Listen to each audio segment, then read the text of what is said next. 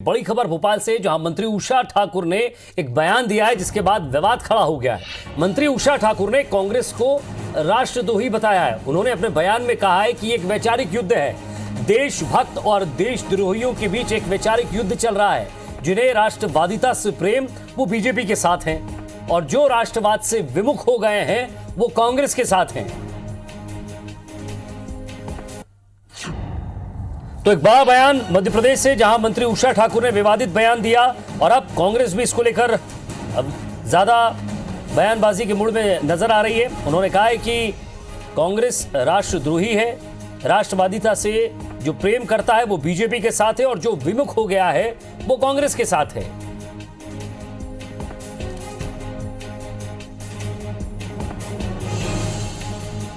देखिए, ये वैचारिक युद्ध है। ये देशभक्त और देशद्रोही के बीच का निर्वाचन है।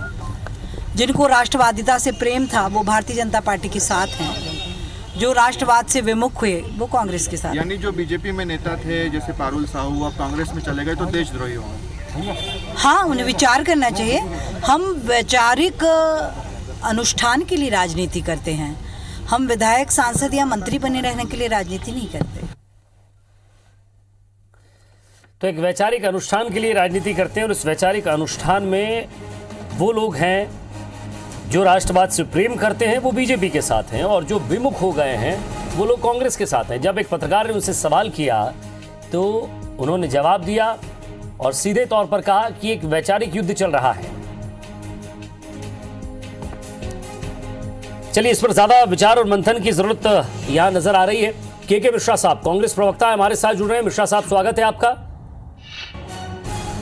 और दुर्गेश केसवानी जी, बीजेपी प्रवक्ता है, वो भी हमारे साथ जुड़ रहे हैं। सबसे पहले मिश्रा साहब, आप ही से मैं बातचीत करूंगा, मुखातिब होऊंगा, क्योंकि ये आप ही के लिए जो बयान है, आपकी पार्टी के लिए, क्योंकि आप भी कांग्रेस से जुड़े हुए हैं, उसी विचारधारा से जुड़े हुए हैं। तो इसका मतलब ये है कि जो उषा ठाकुर कह रही है उसके मुताबिक तो आप भी यहाँ देशद्रोही हैं, राष्ट्रद्रोही हैं। जी जी, बिल्कुल। उनके शब्दों में मैं देशद्रोही हूँ, मगर मैं देशद्रोही हूँ या राष्ट्रभक्त हूँ उसका प्रमाण पत्र मुझे बहन उषा ठाकुर जी से नहीं चाहिए जी। देशद्रोही तो वे हैं जो अब भारतीय जनता पार्टी में आ रहे हैं। इतिहास साक्षी है। और उषा ठाकुर जी के मुखिया मंत्रिमंडल के उन्होंने ही कहा है, जिनकी ओर मैं इशारा कर रहा हूं कि वो देशद्रोही हैं। उन्होंने आजादी के आंदोलन में अंग्रेज हुकूमत का साथ दिया था। तो अब बहन उषा ठाकुर जी अतीत को देख लेती तो शायद यह ना बोलती, और किस अतिरेक में वे बोल गई हैं मुझे समझ से परे आ रहा है। और यदि वो ऐसा बोली हैं तो एक सरकार की टिप्पणी है, मुख्यमंत्री को स्पष्ट करना चाहिए। सर, ऐसा बोली नहीं है। अगर आप चाहेंगे मिश्रा साहब, अगर आप चाहेंगे तो मैं बयान भी सुनवा दूंगा। नहीं, मैंने सुना है जो आप अभी सुना रहे थे। जी जी जी। उन्होंने इसे एक राष्ट्रीय अनुष्ठान बताया है, वैचारिक अनुष्ठान बताया है, और जो कांग्रेस में शामिल हुए उन्होंने देशद्रोही बताया है।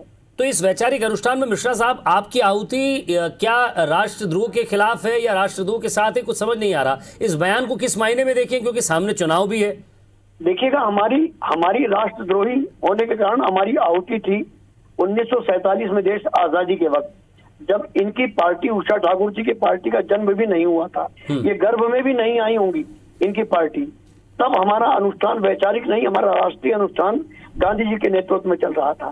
तब इनके लोग जो आज इनमें शामिल हुए वो, और इनके पूर्वज जो है वो अंग्रेज हुकूमत से भत्ता लेते थे, अंग्रेज हुकूमत की गद्दारी करते थे, और अंग्रेज हुकूमत को भारत के आंदोलन को कैसे नष्ट किया जाए। मिश्रा साहब, अगर इस बयान को मैं समझने की कोशिश करूं, जनता समझने की कोशिश करे, तो उस हिसाब से तो दुर्गेश केसवानी जी जो कि राष्ट्रभक्त हैं, मैं जरा राष्ट्रवादिता के साथ जरा उनसे भी बात कर लूं। उस बयान के अनुसार दुर्गेश जी समझदार हैं, वो ऐसी बातों में नहीं फंसेंगे। चलिए, मैं बात करता हूं, आप भी सुनिएगा। दुर्गेश केसवानी जी, आवाज मिल रही है आपको? जी विजय जी। सर, तो मेरा सवाल यही था कि इस बयान को सबसे पहले पार्टी का व्यक्तिगत बयान, पार्टी का बयान माना जाए, उनका व्यक्तिगत बयान माना जाए, क्या समझे इसे?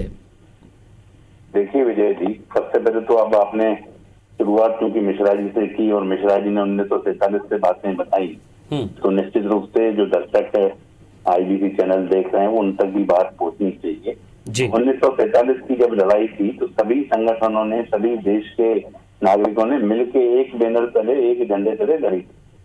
तब पार्टी का अस्तित्व था नहीं था, ये सब चीज सेकेंडरी थी। उस समय आजादी एक प्राइमरी चीज थी, उसके लिए सभी ने अपना रक्त बहाया और निश्चित रूप से त्याग, तपस्या और बलिदान के बाद हम लोगों को आजादी मिली है। तो ये श्रेय लेने की बिल्कुल भी कोशिश न करें कि इनकी पार्टी थी या क्या था। एक विचार के साथ मिलकर लड़ा था, और उसी विचार की अब बात हो रही है कि ये वैचारिक युद्ध है।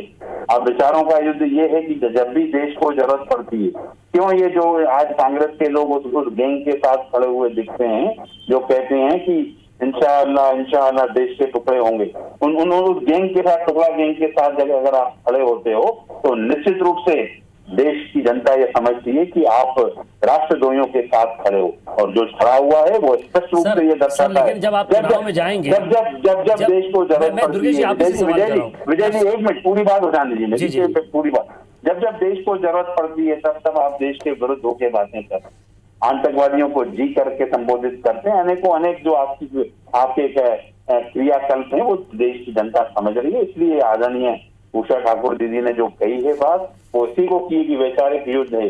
हम लोग भारतीय जनता पार्टी नहीं सर, एक बात बताइए, मैं आपसे पूछना चाहता हूं, जब आप 27 सीटों के उपचुनाव में जाएंगे तो क्या वहां ये कहेंगे कि आप हमें वोट दीजिए क्योंकि हम राष्ट्रवादी लोग हैं, आप राष्ट्रवादी लोगों के साथ जुड़िए? और फिर मिश्रा साहब क्या कहेंगे? सवाल यह है कि जो लोग आपको वोट देते हैं वो राष्ट्रवादी, जो लोग आपको वोट नहीं देते हैं वो राष्ट्रवादी नहीं है। नहीं, देखिए हमने तो ये कहा कि जनता भली भांति समझती है, जनता जिसको वोट देगी, क्योंकि लोकतंत्र में सबसे बड़ी जनता है और जनता ही तय करेगी कि जिस कांग्रेस ने जो वचन देके जब प्रदेश के साथ गद्दारी की, एक वचन वो था जो भगवान श्री राम ने अपने पिता के वचन के लिए 14 वर्ष का वनवास काट लिया। इन्होंने 983 वचन प्रदेश की जनता को दिए और वो वचन नहीं पूरे कर पाए, तो निश्चित रूप से जनता समझती है कि ये लोग समय का दिया उलटफेर हो गया। मिश्रा साहब जरा मैं आपका भी रिएक्शन चाहूंगा इस पर। देखिए विजय जी, समय तो पूरा ही मिला उनको, 15 महीने का एक बहुत बड़ा समय होता है, और उस समय में ये लोग कुछ भी नहीं कर पाए। सिर्फ मिश्रा साहब आवाज आ रही हो तो आप अपना पक्ष रखिएगा जरा इस बात पर। जी मुझे आपकी आवाज मिल रही है विजय जी। पहले मैं दुर्गेश जी का स्वास्थ्य पूछ लूं कि उनका स्वास्थ्य कैसा है। मैं बहुत दिनों से उनसे बात नहीं हो पाई है, आपके माध्यम से उनके स्वास्थ्य। जी दुर्गेश जी, आपके स्वास्थ्य लाभ की कामना कर रहे हैं, स्वास्थ्य पूछ रहे हैं, कैसे हैं आप? धन्यवाद मिश्रा जी, निश्चित रूप से आपकी दुआएं काम आएंगी। और कहाँ दुआएं काम आएंगी सर दुआएं कहाँ काम आएंगी? आप तो ये कह रहे हैं कि वो राष्ट्रद्रोही हैं, तो राष्ट्रद्रोही की दुआएं लगेंगी क्या आपको? देखिए आपने ये पूरी बात नहीं की। नहीं दुर्गेश जी, जिस बयान की आप हिमायत कर रहे हैं, उस बयान के हिसाब से तो एक राष्ट्रद्रोही है, राष्ट्रवादी नहीं है वो। और अगर जो राष्ट्रवादी नहीं है उसकी दुआएं लेकर आप क्या करेंगे? देखिए, जब आप किसी अच्छे मन से कुछ दुआएं करते हैं तो निश्चित रूप से फलीभूत होती है। और मिश्रा जी हमारे बड़े वरिष्ठ साथी हैं, निश्चित रूप से अच्छे मन से दुआएं करेंगे तो वो फलीभूत भी होंगी। चलिए मिश्रा साहब, अभी फिलहाल जब आप दुआएं देंगे तो आप राष्ट्रवादी हैं, और अगर आपने इनके बयान की आलोचना कर दी तो आप राष्ट्रवादी नहीं रहेंगे। जरा कुछ कहिएगा। देखिए, मैं देशद्रोही रहूंगा तो भी अपने के लिए शुभकामनाएं दूंगा। मैं इतना जरूर कहना चाहूंगा, दुर्गेश जी मेरे बहुत ही समझदार मित्र हैं, और मैं दिवंगत आत्माओं का उल्लेख करना नहीं चाहता हूँ, क्योंकि दिवंगत लोगों के लिए हम लोगों का समुचित सम्मान होता है। दुर्गेश जी, इतिहास आपने भी पढ़ा है, आप भी शिक्षित हैं, और मैं उन लोगों का नाम लेना नहीं चाहूंगा कि इतिहास पन्नों में ही दर्ज है कि किन किन लोगों ने, जो आपकी विचारधारा से प्रेरित थे, आपके नायक रहे हैं, उन्होंने अंग्रेज हुकूमत को 9 अगस्त 1942 को, जब वे वित्त मंत्री थे बंगाल के, तब उन्होंने भारत के हुकूमत को के आंदोलन को, ब्रिटिशों को मदद दी थी कि एक्शन प्लान बनाकर इस आंदोलन को कैसे खत्म किया जाता है। कौन नेता रहे हैं जिन्होंने अपने पिताजी का नाम बदलकर माफीनामा मांगकर छूटे हैं? मैं उनका भी नाम नहीं लेना चाहूंगा, हम लोग उनके प्रति श्रद्धावनत हैं। कौन लोग थे जो अंग्रेज हुकूमत से भत्ता लेते थे? यदि हम लोग देशद्रोही हैं तो देशद्रोह किया, देश की आजादी में हिस्सा लेकर। और आप लोग, यानी आपकी विचारधारा या उषा ठाकुर जी की विचारधारा जब पैदा भी नहीं हुई थी तब उन्होंने राष्ट्र के लिए समर्पण दिया है, तो उनका समर्पण उनको मुबारक हो। एक लास्ट मेरा सवाल है, जरा 20 सेकंड में जवाब दे दीजिएगा दुर्गेश जी, मैं इस डिबेट को यहीं समाप्त करूंगा। सवाल यह है कि राष्ट्रवादिता और राष्ट्रद्रोही की क्या परिभाषा लेकर चल रहे हैं 27 विधानसभा के उपचुनाव में? देखिए विजय जी, वैचारिक युद्ध की बात हो रही है, और निश्चित रूप से प्रदेश की जनता यह देख चुकी है कि जब देश को जरूरत होती है तब हमारे मित्र विरोधियों के साथ खड़े होते हैं, आज पाकिस्तान कांग्रेस के नेताओं के समर्थन में बयान देता है, चीन कांग्रेस के नेताओं के समर्थन में बयान देता है, तो निश्चित रूप से देश की जो जनता है वो आहत होती है कि एक तरफ देश के अगर क्राइसिस चलते हैं किसी देश में, और जब सेना युद्ध के मोड में खड़ी होती है, उस समय आप अगर विरोधियों की तारीफ करेंगे तो सेना का मनोबल तोड़ने का काम करते हैं आप। और मुझे लगता है कि ये आने वाले चुनावों में निश्चित रूप से प्रदेश की जनता। चलिए सर, इस बयान के और भी कई मायने हो सकते हैं और इस बयान के बाद रिएक्शन भी आना शुरू होंगे, उस पर भी बातचीत करेंगे, लेकिन फिलहाल आप दोनों का बहुत बहुत शुक्रिया, मिश्रा साहब आपका भी और दुर्गेश केशवानी साहब आपका भी। नमस्कार।